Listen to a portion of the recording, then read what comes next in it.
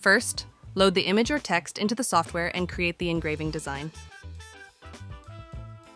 Next, adjust the engraving depth and engraving speed using the engraving settings.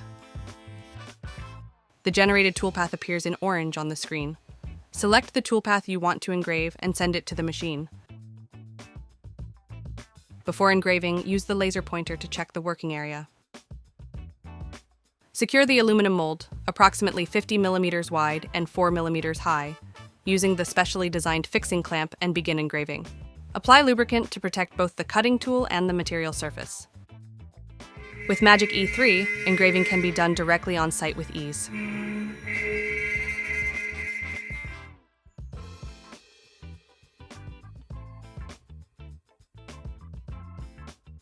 Need more laser and CNC solutions? Search REDT now.